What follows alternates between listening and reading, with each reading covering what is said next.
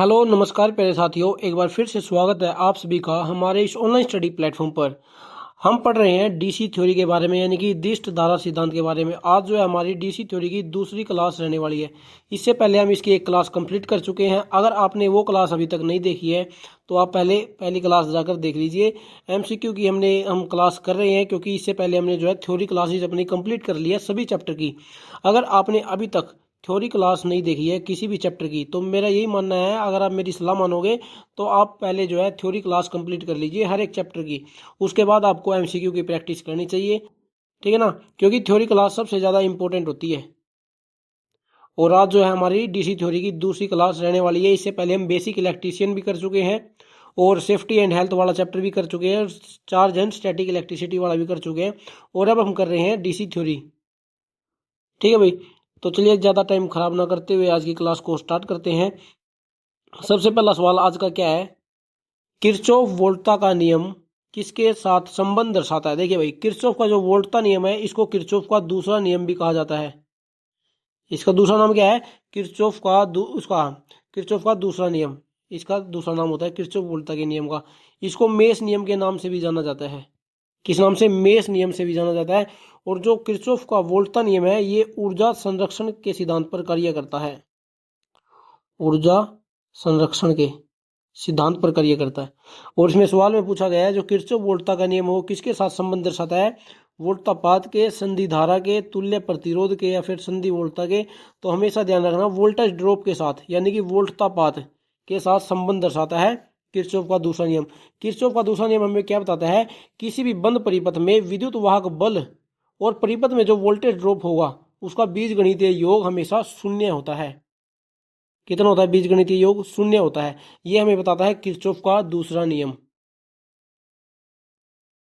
किसी जंक्शन में प्रवेश करने वाली और उससे बाहर निकलने वाली सभी धाराओं का बीजगणितीय योग शून्य होना चाहिए। यह कथन निम्न में से किसे परिभाषित करता है। देखिए भाई, जो ये नियम बताता है ना कि कोई जंक्शन है, उस जंक्शन पर आने वाली धारा और उससे जाने वाली धारा का बीजगणितीय योग जो है शून्य होगा, ये हमें बताता है किरचॉफ का करंट नियम, या फिर हम कह सकते हैं किरचॉफ का पहला नियम। इसको कहा जाता है किरचॉफ का पहला नियम, और इसको नोड नियम भी कहा जाता है। क्या कहा जाता है? नोड नियम।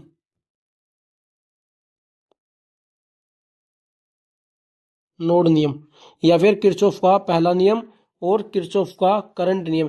ये नियम हमें क्या बताता है कि कोई नोड है, कोई नोड बिंदु है, उस बिंदु पर आने वाली सभी धाराओं का और उस बिंदु से जाने वाली सभी धाराओं का जो बीजगणितीय योग है वो शून्य होता है। देखिए एग्जांपल आपको देता हूं।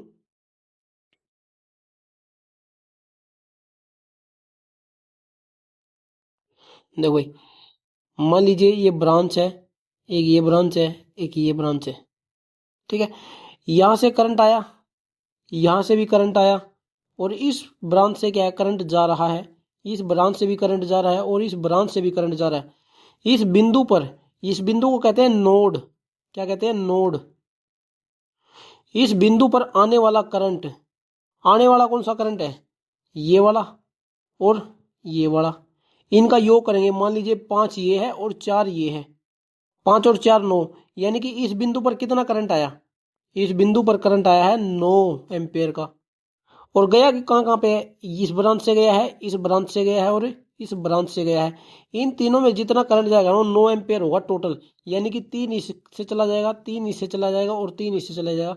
तो जब 9 और 9 को जब हम बीजगणितीय योग करते हैं, यानी कि 9 में से जब 9 घटाएंगे तो इसका जो बीजगणितीय योग है वो कितना बनेगा? शून्य बनेगा।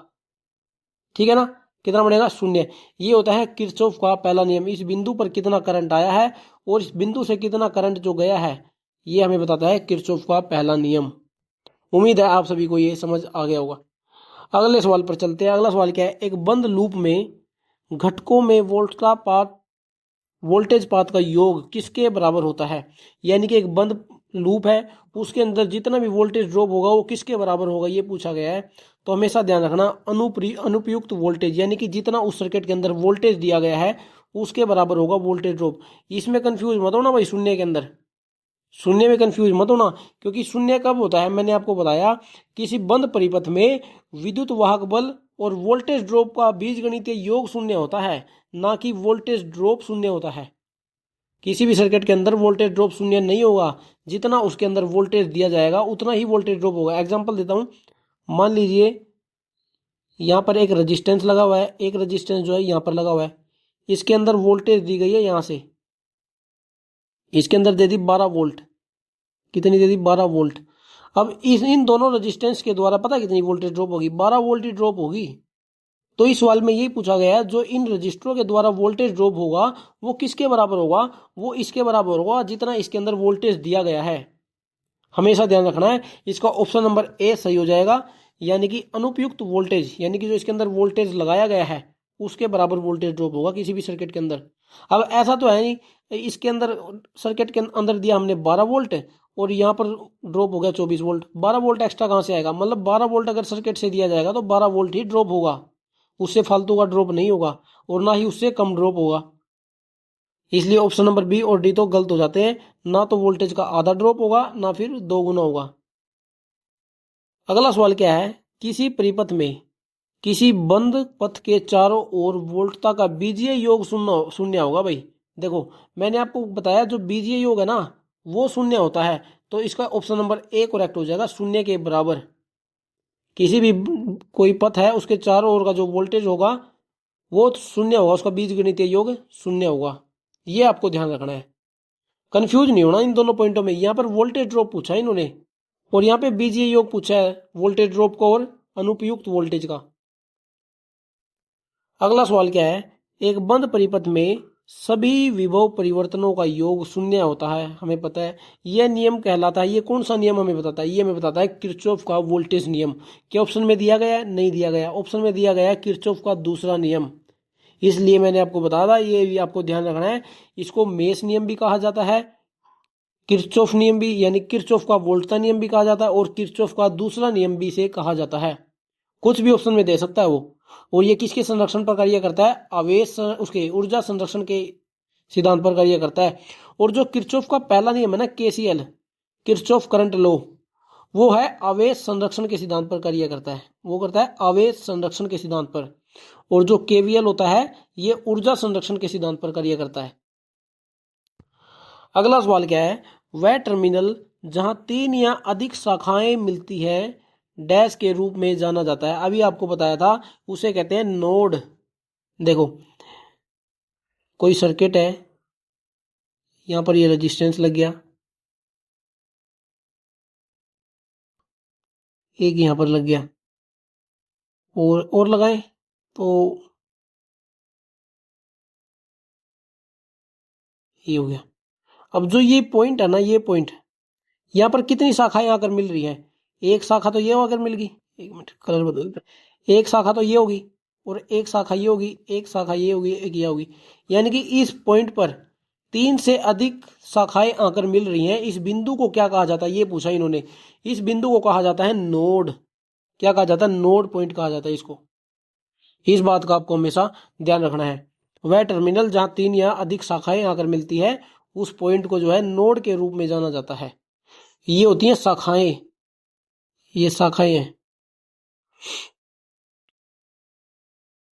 और टर्मिनल किसे कहते हैं, मान लीजिए यहाँ पर जो है वोल्टेज लगाई गई है, इसको टर्मिनल पॉइंट कहेंगे। जहां पर जो है हम वोल्टेज सोर्स लगाते हैं उसको टर्मिनल पॉइंट कहा जाता है।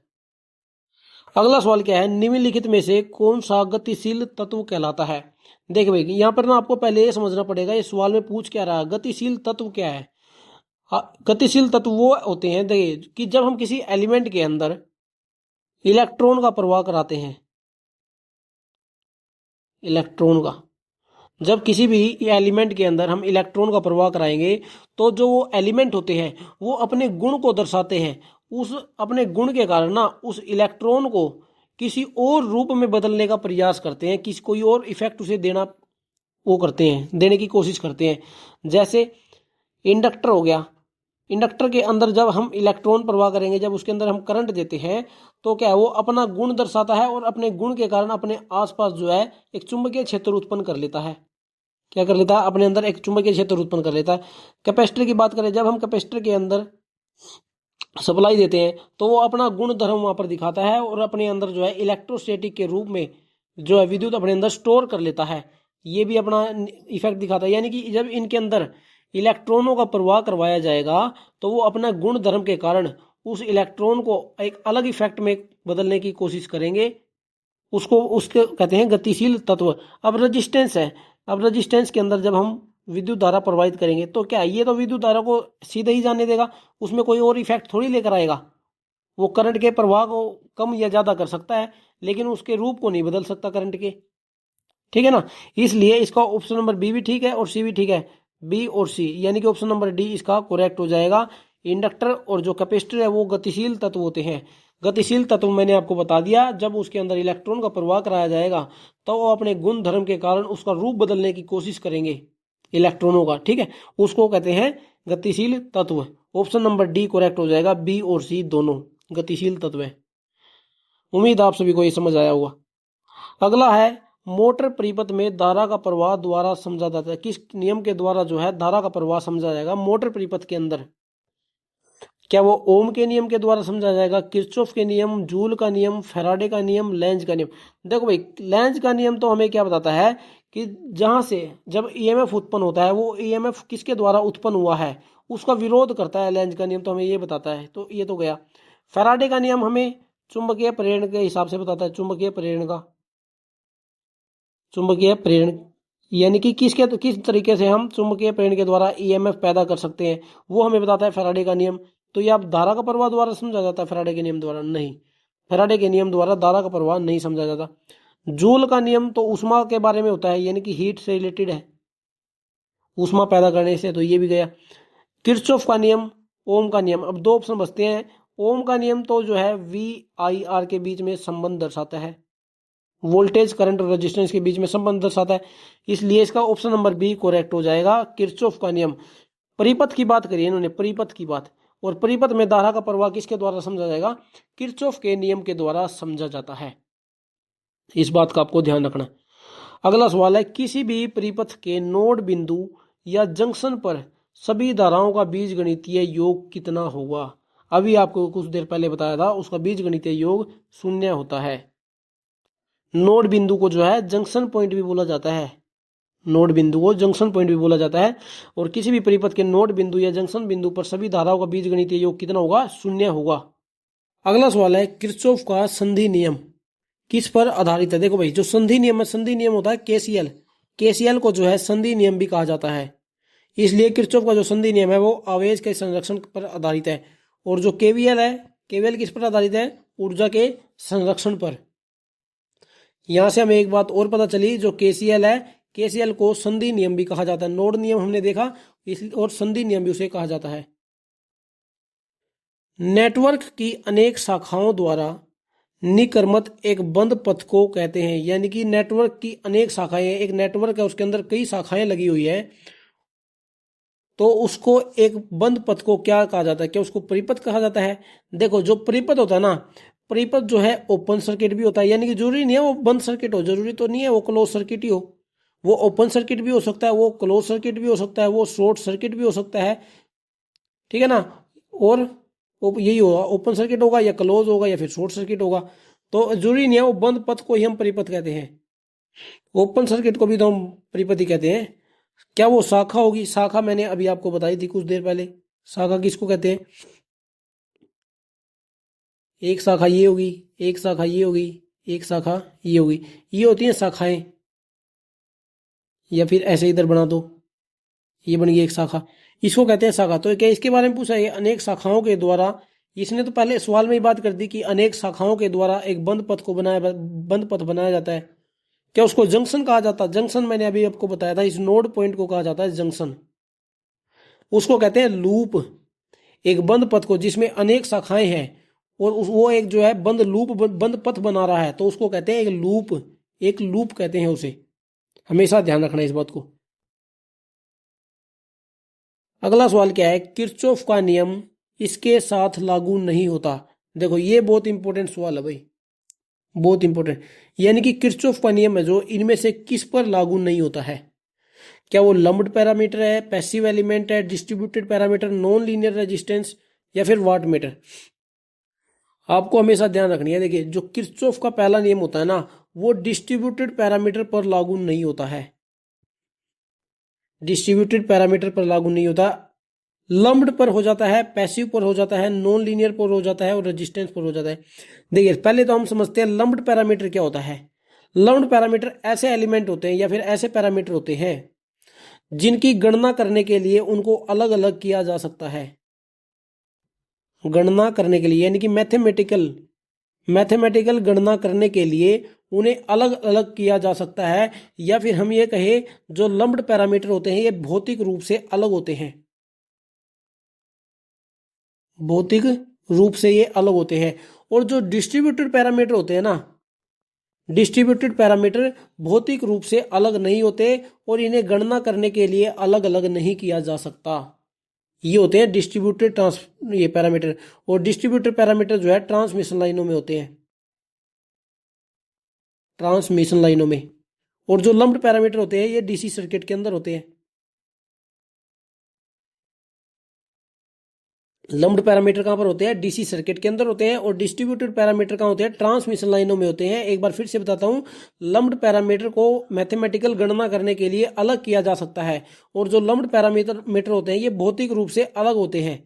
और जो डिस्ट्रीब्यूटेड पैरामीटर होते हैं इनको ये भौतिक रूप से अलग नहीं होते, भौतिक रूप से जुड़े हुए रहते हैं और मैथमेटिकल गणना करने के लिए इन्हें अलग अलग नहीं किया जा सकता। इसलिए किरचॉफ का नियम जो है डिस्ट्रीब्यूटेड पैरामीटर पर नहीं लगता। और यहां से हम एक बात और सीखे हैं कि जो ट्रांसमिशन लाइनें होती है, जो बड़ी बड़ी लाइनें होती है, वहां पर भी किरचॉफ का नियम काम नहीं करता। किरचॉफ का नियम लम्प्ड में भी काम करेगा, पैसिव में भी काम करेगा, नॉन लीनियर के अंदर भी काम करेगा, वाट मीटर के अंदर भी करेगा। और एक बात और ध्यान रखनी है, जो किरचॉफ का नियम है ना, वो हाई फ्रीक्वेंसी वाले सर्किट पर भी काम नहीं करेगा। हाई फ्रीक्वेंसी वाले सर्किट पर भी काम नहीं करेगा। कहाँ नहीं करेगा? ना तो वो ट्रांसमिशन लाइनों के अंदर कार्य करेगा किरचॉफ का नियम, ना ही हाई फ्रीक्वेंसी वाले सर्किटों पर कार्य करेगा। ये दोनों बात बहुत ज्यादा इंपॉर्टेंट है, याद रख लेना या फिर अपने नोट्स में लिख लेना जहां पर आपने डीसी थ्योरी के जो है नोट्स बनाए होंगे। अगला सवाल है, वह सर्किट जिसकी प्रॉपर्टी दोनों दिशाओं में एक समान होती है उसे क्या कहा जाता है? यानी कि वो कौन सा एलिमेंट होता है जिसके अंदर किसी भी दिशा से अगर हम करंट देंगे तो उस पर कोई असर नहीं पड़ेगा। देखिए मान लीजिए ये एक रेजिस्टेंस है, जब अगर हम इसे इस दिशा से करंट देंगे तो ये पॉजिटिव टर्मिनल बन जाएगा, ये नेगेटिव टर्मिनल बन जाएगा। या फिर हम इसी रेजिस्टेंस को इधर से भी करंट दे सकते हैं, ये पॉजिटिव बन जाएगा, ये नेगेटिव बन जाएगा। कोई कैपेसिटर है, कैपेसिटर को यहां से करंट देंगे तो ये पॉजिटिव बन जाएगा, ये नेगेटिव बन जाएगा। इधर से करंट देंगे तो ये पॉजिटिव बन जाएगा, ये नेगेटिव बन जाएगा। इंडक्टर के साथ भी ऐसा ही है, जो इंडक्टर है उसको यहां से भी करंट दे सकते हैं और यहां से भी करंट दे सकते हैं, इनके ऊपर कोई फर्क नहीं पड़ता। और इसने जो है सवाल में इन्हीं के ऊपर बात करी है, वह सर्किट जिसकी प्रॉपर्टी दोनों दिशाओं में एक समान होती है, कोई फर्क नहीं पड़ता, उसे कहते हैं द्विपक्षीय सर्किट, या फिर इंग्लिश में इसे कहेंगे बाइलेटरल। बाइलेटरल या फिर बाय डायरेक्शनल सर्किट। बाइलेटरल भी बोल सकते हैं, बाय डायरेक्शनल भी बोल सकते हैं, और हिंदी में कहते हैं द्विपक्षीय सर्किट। और एक होते हैं unilateral, unilateral circuit, unilateral circuit. Unilateral circuit जैसे डायोड हो गया, डायोड को हम केवल एक ही तरफ से जो है करंट का प्रवाह कर सकते हैं। अगर हम उसे दूसरी तरफ से करंट का प्रवाह देंगे ना, वो बैरियर का काम करेगा, वो अपने अंदर से जो है करंट को गुजरने नहीं देगा डायोड। ठीक है, डायोड जो इलेक्ट्रॉनिक इक्विपमेंट होते हैं वो यूनिलेटरल होते हैं। इंडक्टर हो गया, रेजिस्टेंस हो गया, कैपेसिटर हो गया, ये होते हैं बाइलेटरल, दोनों दिशाओं से इसमें के अंदर करंट दिया जा सकता है। अगला सवाल है, डीसी परिपथ में ऊर्जा डैश के गुणन के बराबर होता है। देखो भाई, जो ये ऊर्जा है ना, ऊर्जा का फॉर्मूला क्या होता है? E बराबर पावर इंटू टाइम होता है। लेकिन ऑप्शन में हमें ऐसा कुछ नहीं दिख रहा, तो जो ये ऊर्जा है ना, ऊर्जा को शक्ति बताया गया है यहाँ पर, यानी कि सॉरी, शक्ति को ऊर्जा बताया गया है, या फिर आप इसको करेक्ट भी कर सकते हो, ऊर्जा की जगह आप शक्ति भी लिख सकते हो, पावर। क्योंकि जो ये ऑप्शन है ये किसके साथ मैच हो रहे हैं? ये पावर के फॉर्मूलों के साथ ही मैच हो रहे हैं। पावर को हम किससे लिखते हैं? P बराबर V इंटू आई होता है, वोल्टेज इंटू करंट। तो ऑप्शन नंबर सी जो है इसका सही हो जाएगा। जो डीसी परिपथ में पावर या फिर शक्ति होती है वो किसके गुणन के समान बराबर होती है? वोल्टेज और करंट के बराबर के गुणा के बराबर होती है पावर।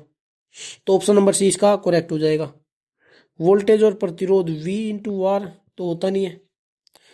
वोल्टेज और फ्रीक्वेंसी भी नहीं होता और करंट और प्रतिरोध भी नहीं होता। करंट और प्रतिरोध क्या होता है, V is equal to I R होता है। अगर इसने वोल्टेज की बात करी होती तो ऑप्शन नंबर डी करेक्ट हो सकता था। करंट और प्रतिरोध का गुणन वोल्टेज के बराबर हो सकता है, लेकिन पावर किसके बराबर होता है, वोल्टेज और करंट के। अगला सवाल है, ओम के नियम के अनुसार शक्ति के लिए व्यंजक क्या है, यानी कि शक्ति का कौन सा जो है इसमें रूप सही दर्शाया गया है। शक्ति को क्या कहते हैं, P बराबर V इंटू आई कहते हैं, अभी हमने देखा। P बराबर वी आर नहीं कहते, P बराबर V स्क्वेयर बटे आर तो कहते हैं। ये भी होता है P बराबर V स्क्वेयर बटे आर, तो ये ऑप्शन नंबर ये तो गलत हो गया। P बराबर V बटे आई नहीं होता, V इंटू आई होता है। F इंटू आर नहीं होता कुछ भी। P is equal to V into R ये भी नहीं होता, तो ऑप्शन नंबर E बना लेना भाई यहाँ पर। P is equal to V into I होता है, ठीक है। या फिर P बराबर V स्क्वेयर बटे आर होता है। और क्या होता है, P is equal to I square R भी होता है। पावर की इकाई क्या होती है, पावर की इकाई होती है वाट। ये तो आप सभी को अब रट गया होगा, पावर की इकाई क्या होती है, वाट होती है। प्रतिरोध किसकी होती है, रेजिस्टेंस की। वोल्ट होती है वोल्टेज की। एम्पेयर होती है करंट की, ठीक है ना। एक वाट किसके बराबर होता है, वाट P बराबर, वाट किसके बराबर होता है, सॉरी, एक जूल के, एक जूल प्रति सेकंड के, एक जूल प्रति कुलाम के, एक कुलाम के चलने में हुए कार्य। देखो यहाँ पर ना वाट का रिलेशन जो है जूल के साथ, यानी कि उष्मा या फिर कार्य या फिर ऊर्जा के साथ बताना है। तो E बराबर P इंटू टी होता है, इस बात का आपको पता है। अब यहाँ पर पावर किसके बराबर बनेगी, P इजिकल टू ई बटे टी। टी जो है E के नीचे चला जाएगा। अब E का मात्रक क्या होता है, जूल होता है। टाइम का मात्रक होता है सेकंड, जूल प्रति सेकंड। पावर क्या बन जाएगा, जूल प्रति second. Option number B correct हो जाएगा, एक जूल प्रति सेकंड। एक वाट किसके बराबर होगा, एक जूल प्रति सेकंड के बराबर होगा। जूल जो है ऊर्जा की भी इकाई होती है, उष्मा की भी इकाई होती है और कार्य की भी इकाई होती है। देखो भाई, एनर्जी की भी होती है, हीट की भी होती है, और उष्मा ऊर्जा और कार्य वर्क की भी होती है, जूल। ध्यान रखना आपको। विद्युत शक्ति की एसआई इकाई क्या है, विद्युत शक्ति यानी कि पावर की। अभी हमने देखा पावर की एस, देखो इस अब की बार पूछ रहे इन्होंने एसआई इकाई, तो ध्यान रखना एसआई इकाई होती है वाट। किलो वाट यहां पर गलत दिया हुआ है, वाट होती है इकाई, किलो वाट नहीं होगा, वाट होगा। विद्युत शक्ति की एसआई इकाई क्या होगी, वाट होगी। एचपी है जो, एचपी को कहते हैं horse power, horse power. HP को जो है, जो पावर होती है ना, पावर को एचपी के अंदर भी दर्शाया जाता है। जो घरों में पानी वाली मोटरें होती है, आपने उनको देखा होगा, 1 किलो, 1 एचपी की है, 2 एचपी की मोटर है, 3 एचपी की मोटर है। तो मोटर जो होती है उसमें जो पावर होती है, पावर को जो है एचपी में दर्शाया जाता है, यानी कि ये भी एक तरीके से पारंपरिक इकाई होती है एचपी भी।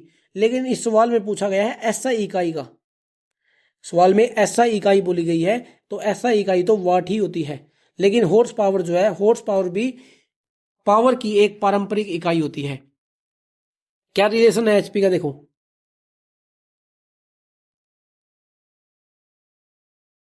1 एचपी के अंदर 746 वाट होते हैं। ये कौन सी प्रणाली है, ये प्रणाली है ब्रिटिश प्रणाली, ब्रिटिश प्रणाली। और एक होता है 1 एचपी के अंदर 735.5 वाट भी होते हैं। ये प्रणाली होती है मैट्रिक प्रणाली। अगर आपको ध्यान हो तो मैंने आपको एक बार बताया था, जो ये फंडामेंटल सिस्टम होते हैं, ये 4 प्रकार से हम इन इकाइयों को माप सकते हैं। देखिए एक बार फिर से आपको बताऊंगा, क्योंकि इंपॉर्टेंट चीज है। एक होती है एसआई यानी कि सिस्टम इंटरनेशनल, एक होती है एफपीएस यानी कि फुट पाउंड सेकंड, ये होती है ब्रिटिश प्रणाली। ये इंटरनेशनल है, एसआई जो है ये इंटरनेशनल इकाई है, एफपीएस जो है ये ब्रिटिश इकाई है, ब्रिटिश प्रणाली है। एक होती है एमकेएस यानी कि metre kilogram second, metre kilogram second, ये होती है मैट्रिक। इनके अलावा एक होती है CGS, centimetre gram second, centimetre gram second, ये भी जो है एक तरीके से मैट्रिक होती है। ये अनदर है, ये अलग प्रकार की मैट्रिक प्रणाली है, लेकिन मेन तो जो होती है एमकेएस होती है। सीजीएस भी होती है, ये भी मैट्रिक है। और सीजीएस और एमकेएस दोनों मैट्रिक प्रणाली है। एफपीएस जो ब्रिटिश है और सिस्टम इंटरनेशनल ओवरऑल वर्ल्ड की है ये सिस्टम इंटरनेशनल। तो जो मैंने आपको ये चीज बताई है ना यहाँ पर, एक एचपी में 746 वाट होते हैं, ये एफपीएस के हिसाब से बताई है, और 735.5 जो मैट्रिक बताई है ये एमकेएस के हिसाब से बताई है, ठीक है ना। इन बातों का आपको ध्यान रखना है। अगले सवाल पर चलते हैं। अगला सवाल क्या है, निम्न संबंधों में से कौन सा संबंध सही नहीं है। अब की बार ये बताना है कि इनमें से कौन सा सही नहीं है। पी और आई से रिलेटेड है दोनों ही, और सभी ऑप्शन में पावर दिया गया है, तो पी बराबर वी इंटू आई होता है, ये हम सभी को पता है। क्या ऑप्शन में ऐसा दिया गया है? नहीं। आई का यहां से क्या बनेगा? पी बटे वी। तो ऑप्शन नंबर बी हमें दिख रहा है, ऑप्शन नंबर बी तो सही है, ये तो सही बताया गया है, लेकिन सवाल में पूछा गया है कि कौन सा संबंध सही नहीं है। बी संबंध तो बिल्कुल सही है। ए क्या है? पी बराबर आर बटे वी स्क्वेयर। सी है आई बटा अंडर रूट पी बटे आर। पी की हमने पी का एक और फॉर्मूला देखा था, आई स्क्वेयर आर। पी बराबर आई स्क्वेयर आर। अगर हम आई स्क्वेयर के को इधर ले आए और पी बटे क्या बन जाएगा? आर। पी बटे आर बन जाएगा, और जो ये स्क्वेयर है स्क्वेयर इधर जाकर अंडर रूट बन जाएगा, आई बराबर अंडर रूट ऑफ पी बटे आर बन जाएगा। ऑप्शन नंबर सी भी हमें सही दिख रहा है, आई बराबर अंडर रूट ऑफ पी बटे आर। ऑप्शन नंबर डी क्या है? V is equal to under root of P बटे आर। एक फॉर्मूला और आपको बता था, वी स्क्वेयर बटे आर। अगर हम यहां पर इस आर को जो है पी के पास लेकर जाए तो यहां पर क्या बन जाएगा?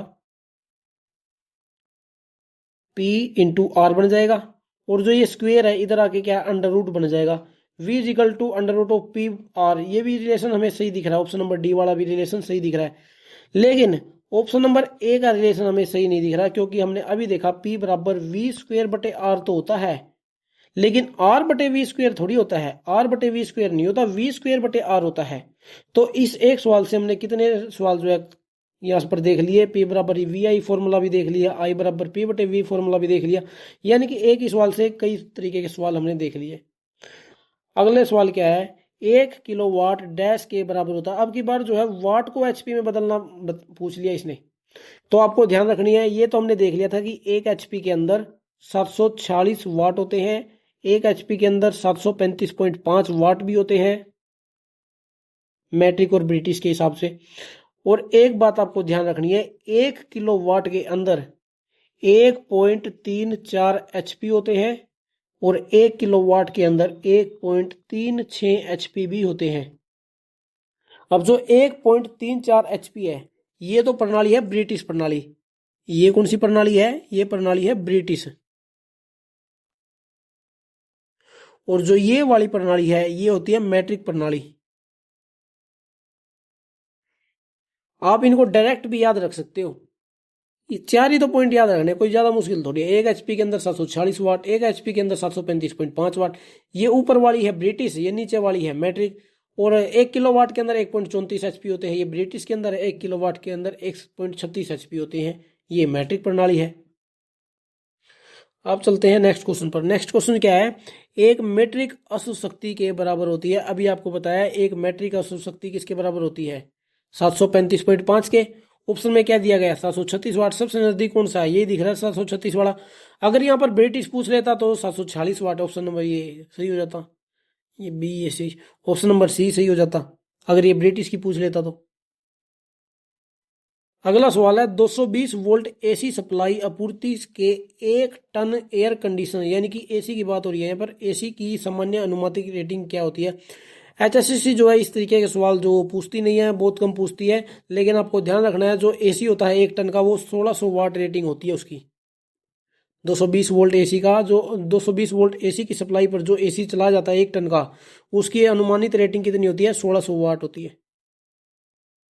अगला सवाल है, 1 एचपी कितने के बराबर होता है? अभी बताया 746। ऑप्शन में ब्रिटिश ही दिया गया, मेट्रिक की तो वही नहीं करी गई, 735 दिया नहीं गया है, तो ऑप्शन नंबर ए इसका करेक्ट हो जाएगा।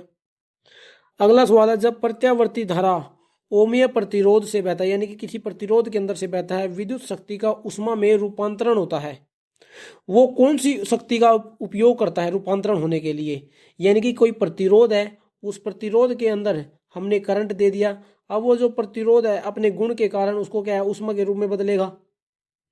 यानी कि विद्युत धारा का क्या है, प्रवाह का विरोध करेगा, अपने अंदर से गुजरने नहीं देगा, जिसके कारण वहां पर करंट जो है गर्म वो एलिमेंट जो है वो गर्म होता हो जाएगा और उस करंट को जो है उष्मा के रूप में बदल देगा।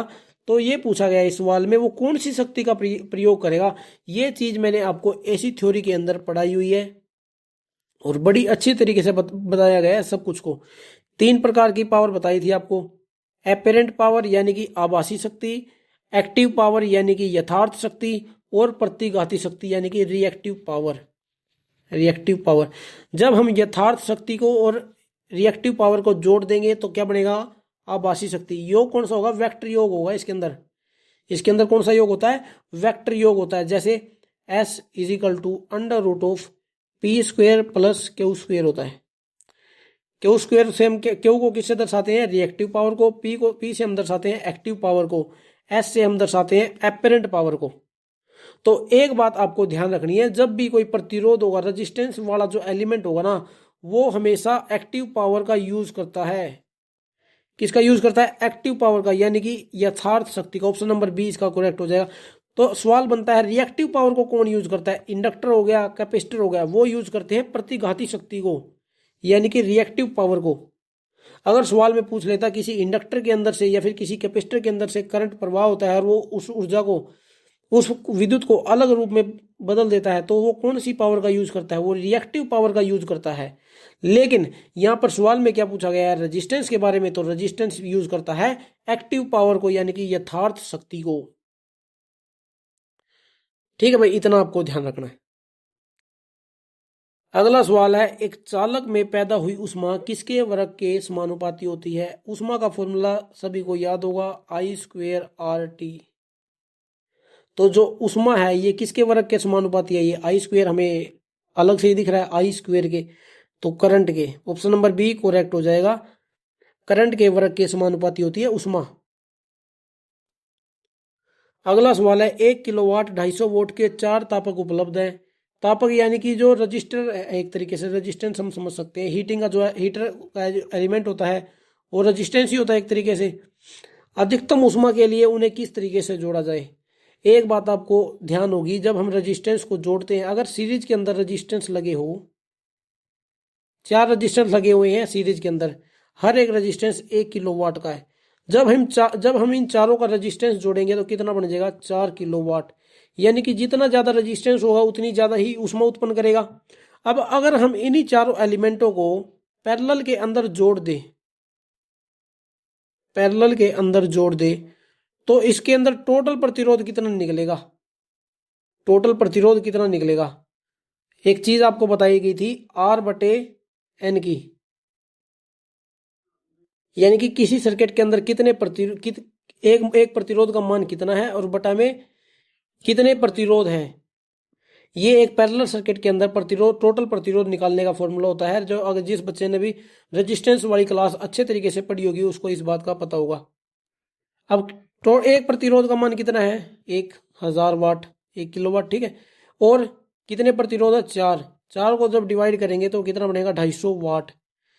एक तो एलिमेंट हमारे पास 4 किलोवाट, एक है 250 वाट, तो ज्यादा हीट कौन उत्पन्न करेगा, ज्यादा हीट जो है 4 किलोवाट वाला एलिमेंट उत्पन्न करेगा। तो हमेशा याद रखना, सभी जो एलिमेंट अगर हम उनको श्रेणियों में लगाएंगे तो हम अधिकतम ऊष्मा उत्पन्न कर सकते हैं। और ये सवाल बहुत ही ज्यादा इंपॉर्टेंट सवाल है, बहुत ही ज्यादा इंपॉर्टेंट, बहुत बच्चों को कंफ्यूज करता है। युगपत, युगपत का क्या मतलब है, पैरेलल। युगपत का मतलब है पैरेलल, श्रेणी में 2 युगपत जोड़ों में, यानी कि 2 श्रेणी में जोड़ दो, 2 पैरेलल में जोड़ दो, ये तो कोई बात नहीं बनी। एक जोड़ा युगपत में, दूसरा 2 श्रेणी में, नहीं ऐसा भी नहीं है। या तो हम पैरेलल में जोड़ेंगे या श्रेणी में जोड़ेंगे। लेकिन अगर हम पैरेलल में जोड़ेंगे तो क्या है, हम कम उष्मा ले सकते हैं। लेकिन अगर हमने जैसे ही उन्हें सीरीज में जोड़ दिया तो उनका प्रतिरोध बढ़ जाएगा, जिससे वो उष्मा ज्यादा उत्पन्न करेंगे। बहुत कंफ्यूजिंग सवाल बनता है ये, लेकिन इसका मैंने आपको सोल्व करके बता दिया, इसको अच्छे तरीके से एग्जाम्पल देके। अगला सवाल है, किसी कंडक्टर में डैश की वजह से इलेक्ट्रिक करंट गुजरने पर उष्मा उत्पन्न होती है। कोई कंडक्टर है, उस कंडक्टर के अंदर उष्मा उत्पन्न हो रही है, किसकी वजह से, रेजिस्टेंस की वजह से, क्योंकि रेजिस्टेंस जो है धारा के प्रवाह का विरोध करता है। तो ऑप्शन नंबर ई इसका करेक्ट हो जाएगा। रेजिस्टेंस की वजह से क्या है, उसके अंदर हीट उत्पन्न होगी, उष्मा उत्पन्न होगी। रिएक्टेंस नहीं होगा, कैपेसिटेंस नहीं होगा, इंडक्टेंस भी नहीं होगा। इंडक्टेंस के कारण क्या है, उसके आसपास विद्युत वो चुंबकीय क्षेत्र उत्पन्न होता है। इंडक्टेंस के कारण चुंबकीय क्षेत्र उत्पन्न हो जाता है। इंपीडेंस नहीं होगा। तो रेजिस्टेंस के कारण क्या है, उसके अंदर हीट उत्पन्न होगी। अगला सवाल है, जब किसी हीटर का प्रतिरोध एलिमेंट फ्यूज हो जाए, हम इसका एक भाग निकाल देते हैं। मान लीजिए कोई रेजिस्टेंस है इतना बड़ा, इसका जो इतना बड़ा भाग है ये खराब हो गया, तो हम क्या करेंगे, इसको छोटा कर देंगे इस तरीके से। ये इस सवाल में बताया गया है पहली लाइन में। जब किसी हीटर का प्रतिरोध एलिमेंट फ्यूज हो जाए, कुछ भाग जो उसका फ्यूज हो जाए, हम इसका एक भाग निकाल देते हैं जो सा फ्यूज हुआ है, और इसे पुनः उसी आपूर्ति से जोड़ दे जैसा पहला ये कनेक्ट किया गया था सप्लाई के साथ। हीटर द्वारा ली गई ऊर्जा घटेगी या फिर बढ़ेगी या फिर समान रहेगी। देखो इस सवाल को भी जो है आपको एग्जांपल देकर आपको बताता हूँ। देखो भाई, मान लीजिए ये एक प्रतिरोध है, इसको सप्लाई के साथ कनेक्ट किया गया है 24 वोल्ट की बैटरी के साथ इसे कनेक्ट किया गया है, और जो ये प्रतिरोध है ये 12 ओम का है। ठीक है, अब जो है ये इतना खराब हो गया, आधा इसका आधा भाग जो है इसका खराब हो चुका है। अब इसका प्रतिरोध कितना बच गया, ये प्रतिरोध हो गया। सप्लाई वैसी है, सप्लाई बदली नहीं है, सवाल में लिखा भी गया है उसी सप्लाई के साथ। सप्लाई तो 24 वोल्ट की ही रहेगी। अब जो 12 वोल्ट है, 12 वोल्ट की जगह मान लीजिए ये रह गया, सॉरी 12 ओम है, उसकी जगह रह गया ये केवल 6 ओम। ये बस एग्जांपल दे रहा हूँ, बाकी उसमें ये नहीं लिखा गया कि आधा कर दिया ये फिर उतना कर दिया। एक एग्जांपल देकर बता रहा हूँ उसमें, क्योंकि मान पूछा ही नहीं है सवाल में, पूछा है घटेगा या फिर बढ़ेगा, हमें बस दो चीजें निकालनी है। अब जो ऊपर वाला ये डायग्राम है इसके अंदर करंट कितना जाएगा वो देखो, आई बराबर वी बटे आर होता है। वोल्टेज कितना है 24, और रजिस्टेंस से 12 से जब उसे भाग देंगे तो कितना बनेगा, 2 एम्पेयर बन जाएगा। उसके अंदर जा रही है 2 एम्पेयर। नीचे वाले के अंदर कितनी एम्पेयर करंट जाएगी, 6 चौके 24, 4 एम्पेयर। इसके अंदर जाएगी 4 एम्पेयर करंट। अब आप सभी को पावर का फॉर्मूला पता है, आई स्क्वेयर आर होता है, ये सभी को पता है। अब आई का मान कितना ऊपर वाली में 2, 2 का स्क्वायर कितना बनेगा 4, रजिस्टेंस कितना है 12 ओम, 12 चौके 48, 48 वाट बन जाएगा ऊपर वाले का। अब नीचे वाले का निकालते हैं, P बराबर आई स्क्वेयर, आई का मान कितना 4, 4 का स्क्वायर 16 गुणा में 6, 16 6 के 96, यानी कि ये बन गया 96 वाट का। जो अगर हम इसको छोटा एलिमेंट करते हैं तो ये 96 वाट का बन गया। अब आप मुझे एक बात बताओ, 48 वाट वाला ज्यादा बिजली की खपत करेगा या फिर 96 वाट वाला बिजली की ज्यादा खपत करेगा? तो आप कहोगे 96 वाट वाला बिजली की खपत ज्यादा करेगा। तो एक बात आपको ध्यान रखनी है, जो अगर हम एलिमेंट को छोटा कर देंगे तो उसके द्वारा ली गई जो ऊर्जा है वो बढ़ जाएगी, बढ़ेगी। एग्जाम्पल देकर आपको समझाया है, आपको ये कभी नहीं भूलना है, ठीक है, क्योंकि ये कंफ्यूजिंग सवाल है। कोई भी बच्चा ये सोचेगा अगर पहले एलिमेंट इतना बड़ा था, अब एलिमेंट जो है इतना छोटा रह गया, तो ये कम ऊर्जा की खपत करेगा। नहीं, ऐसा नहीं होता, ये जो है इसके विपरीत होता है, क्योंकि एग्जाम्पल देकर आपको समझा दिया है मैंने। अगर हमने एलिमेंट को जो है छोटा कर दिया, 12 ओम की जगह 6 ओम कर दिया, तो वो ज्यादा खपत करेगा बिजली की, हीटर द्वारा ली गई ऊर्जा बढ़ जाएगी। अगला सवाल है, इनमें से कौन सा विकल्प जूल के नियम को सही ढंग से निरूपित करता है? जहां आई करंट को दर्शा रहा है, आर प्रतिरोध को, समय विधि को, टी दर्शा रहा है, यहाँ पर टी लिखा, समय विधि को टी दर्शा रहा है। हीट जूल का फॉर्मूला किसको पता है, उष्मा का, आई स्क्वेयर आर टी, सभी को पता है। P R square T, P तो होता ही नहीं है, ऑप्शन नंबर ए गलत हो गया। I R T, I square are होता है, आई पी नहीं होता, आई स्क्वेयर आर टी, ये हो गया ऑप्शन नंबर डी इसका करेक्ट हो गया। जे जो है जूल को दर्शा रहा है, आई स्क्वेयर आर टी, एच बराबर आई स्क्वेयर आर टी। अगला सवाल है, 1 किलोवाट विद्युत ऊर्जा डैश के बराबर होती है? याद रखना 1 किलोवाट जो है 860 कैलोरी के बराबर होती है, या फिर हम कहे 860, 1 2 3, इस तरीके से भी हम इसे लिख सकते हैं। 1 किलोवाट विद्युत ऊर्जा किसके बराबर होती है, 860 किलो कैलोरी के बराबर होती है। 3600 वाट के बराबर नहीं होगी। 1 किलोवाट आवर तो किसके बराबर होती है, 36 गुणा 10 की पावर 5 जूल के बराबर होती है। वाट तो ये गलत लिख दिया, 1 किलोवाट आवर तो, क्योंकि ऊर्जा की इकाई वाट होती ही नहीं है, जूल होती है। 3600 जूल नहीं बनेगा, 36 गुणा 10 की पावर 5 जूल बनेगा। वो कैसे बनेगा, 1 KWH। 1 किलो में कितने वाट हो गए, 1000 वाट। 1 घंटे में कितनी सेकंड होगी? 3600 सेकंड। तो यहाँ पर क्या बन गया? 36 गुणा 10 की पावर 5 बन गया। 3 जीरो ये रही, 2 जीरो ये रही। 4186 जूल नहीं बनेगा। 4186 जूल तो 1 किलो कैलोरी को कहते हैं। किसको? देखो ये भी आपको बता देता हूं। 1 किलो कैलोरी को 4186 जूल कहते हैं। ठीक है। और 1 जूल में कितनी कैलोरी होती है? 0.24 कैलोरी होती है। ये बात आपको ध्यान रखनी है। और एक और होती है, एक ब्रिटिश थर्मल यूनिट होती है जिसको हम BTU से लिखते हैं, ब्रिटिश थर्मल यूनिट। इसके अंदर 252 कैलोरी होती है। एक ब्रिटिश थर्मल यूनिट के अंदर 252 कैलोरी होती है। इंपॉर्टेंट कौन सी है? 1 किलो कैलोरी, ये इंपॉर्टेंट है। और 1 जूल के अंदर कितनी कैलोरी होती है, ये भी इंपॉर्टेंट है। ध्यान रखना इन बातों को। और ये तो आप इंपॉर्टेंट है ही, सवाल पूछा भी गया है। 860 किलो कैलोरी कहते हैं 1 किलोवाट को। 1 किलोवाट आवर को, सॉरी 1 किलोवाट को नहीं, 1 किलोवाट आवर को। उष्मा की व्यवहारिक इकाई क्या होती है? उष्मा की व्यवहारिक इकाई होती है जूल। कैलोरी भी इकाई होती है लेकिन वो व्यवहारिक इकाई नहीं है। ऊर्जा के जो मात्रक है ना, वो ऊर्जा के जो मात्रक है वो ना, अर्ग भी होता है, कई इकाई होती है, अर्ग होती है, इलेक्ट्रॉन वोल्ट भी होती है ऊर्जा की इकाई। ठीक है। और यहाँ पर पूछा है उष्मा की व्यवहारिक इकाई तो कौन सी होती है? जूल होती है। कैलोरी भी इकाई होती है लेकिन कैलोरी ऊर्जा की होती है और वो व्यवहारिक इकाई नहीं होती है। न्यूटन फोर्स की होती है, सेंटीग्रेड टेम्परेचर की होती है। लो भी आज की क्लास में इतने ही सवाल करते हैं। ठीक है। 30 के आसपास सवाल जो है आज की क्लास में करे हैं। जो बचा हुआ पार्ट है वो नेक्स्ट क्लास में करेंगे। उम्मीद है आपको आज की क्लास पसंद आई होगी। अगर कहीं पर भी आपको कोई पॉइंट समझ नहीं आ रहा तो आप हमें कमेंट करके बता सकते हैं। नेक्स्ट क्लास में दोबारा से उसको अच्छे तरीके से आपको बताएंगे। तो दोस्तों आज की क्लास में इतना ही करते हैं। मिलते हैं आप सभी से नेक्स्ट क्लास में।